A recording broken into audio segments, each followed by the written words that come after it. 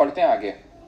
अब हम देखते हैं, एक second, different sectors of economy. ठीक है, अभी हम आते हैं डिफरेंट सेक्टर्स ऑफ इकोनॉमी में। तो सबसे पहला सेक्टर हमारा प्राइमरी सेक्टर। तो हम पहली बात तो जो सेक्टर्स ऑफ इकोनॉमी है इसको क्या बोलते हैं, इसकी अगर हम बात करें तो अर्थव्यवस्था के क्षेत्र बोल सकते हैं। अब अर्थव्यवस्था के प्रमुखता यानी कि मेनली 3 सेक्टर्स होते हैं, 3 क्षेत्र होते हैं। एक होता है प्राथमिक क्षेत्र जिसको कि प्राइमरी सेक्टर बोलते हैं, दूसरा होता है सेकेंडरी सेक्टर यानी कि द्वितीयक क्षेत्र बोलते हैं, और तीसरा होता है टर्शरी सेक्टर यानी कि तृतीयक क्षेत्र बोलते हैं। 2 और सेक्टर्स होते हैं लेकिन वो मेन सेक्टर्स नहीं होते हैं, उनको भी देखेंगे, लेकिन मेन ये तीनों होते हैं, प्राइमरी सेकेंडरी टर्शरी।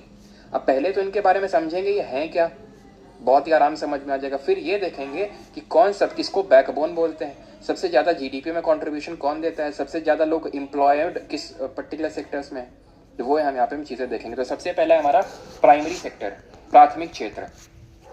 वो सारी गतिविधियां, वो सारी एक्टिविटीज जो सीधे तौर पर पर्यावरण पर निर्भर है, यानी कि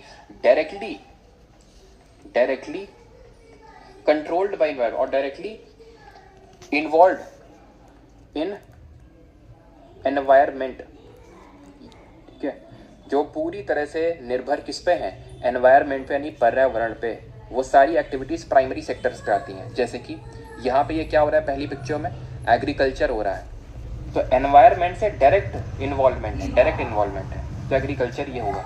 ये क्या है, एनिमल हस्बेंड्री है, एनिमल हस्बेंड्री ये भी आपका इसी में आएगा, यानी कि आप दूध निकाल रहे हैं। ठीक है, दूध वगैरह निकालना ये भी डायरेक्टली हो रहा है नेचर के साथ, या प्लांट्स के साथ कर रहे हैं, फ्लोरा के साथ कर रहे हैं, या फिर एनिमल्स यानी फौना के साथ कर रहे हैं। ये क्या है, ये हो रही है भाई फॉरेस्ट वुड कटिंग हो रही है, लकड़ी की कटाई हो रही है, डायरेक्टली इन्वायरमेंट में हो रहा है। जैसे कि ये हो गया हमारा माइनिंग वगैरह हो गया। ठीक है, माइनिंग अब किसी चीज़ की भी हो सकती है, हमने पढ़ा भी था मिनरल्स टॉपिक पे। जैसे कि ये क्या हो रहा है, ये आपका जो तेल